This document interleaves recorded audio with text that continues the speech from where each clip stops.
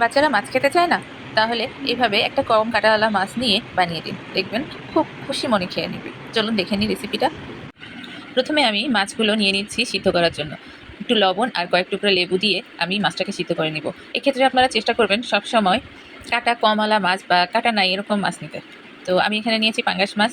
এই টাইপের যে মাছে কাঁটা কম বাছার সুবিধা সেই মাছ নেবেন, তাহলে আর কাঁটার ঝামেলা থাকবে না। মাছটা যখন ভালো মতো সিদ্ধ হয়ে যাবে তখন আমি এটাকে নামিয়ে নেব। আর এখানে আমি দিয়ে দিব আলুগুলা সিদ্ধ হতে হতে আমি মাছগুলা ফুটে নেব।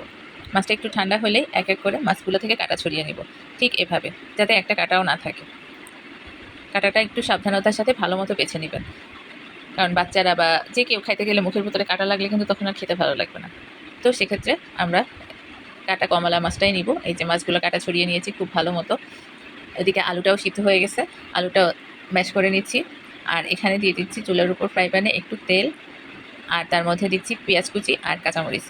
এখানে কাঁচামরিচ কুচি দিলে ভালো হতো, কিন্তু আমি লম্বা করে ফালি করেই কেটে দিয়েছি। যাই হোক, সমস্যা নেই।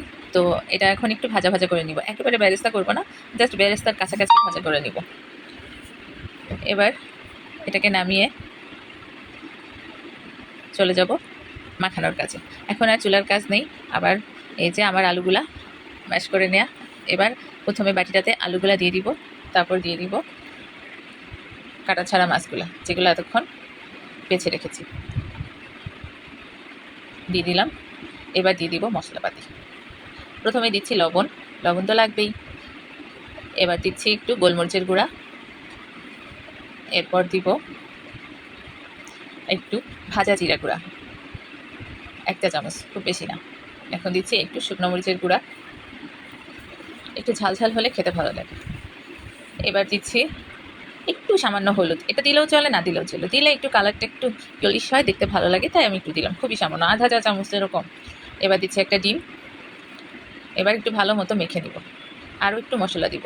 এটাকে আগে ভালো মতো মেখে নিলাম। এরপর দিয়ে দিচ্ছি ওই যে পেঁয়াজ কাঁচামরিচ ভেজে রেখেছিলাম ওইটা। আর এখন দিয়ে দিব একটু চাট মশলা। এটা মাখানোর পরে, যেহেতু আমি একটু বড় কাঁচামরিচ দিয়েছি লম্বা করে, যতগুলো হাতে মাখানোর পরে করে দিব, ফেলে দিব বেছে। এবার দিয়ে দিলাম চাট মশলা। চাট মশলাটা অবশ্যই দিবেন, কারণ এইটা খাবারের টেস্টটাকে অনেক ভালো করবে। এবার দিচ্ছি কর্নফ্লাওয়ার, 2 চা চামচ দিলেই হবে। এটা জাস্ট বাইন্ডারের কাজ করবে, জিনিসটা সুন্দরভাবে লেগে থাকবে। এবার ভালো করে মেখে নিতে হবে, আর কিছু করা লাগবে না। জাস্ট আমি যেহেতু কাঁচামরিচ সবসময় কুচিয়ে দিবেন, তাহলে আর এই ঝামেলাটা হবে না। যেহেতু আমি কুচাইনি, তাই এখন আমি ওই কাঁচামরিচগুলো একটু বেছে ফেলে দিব।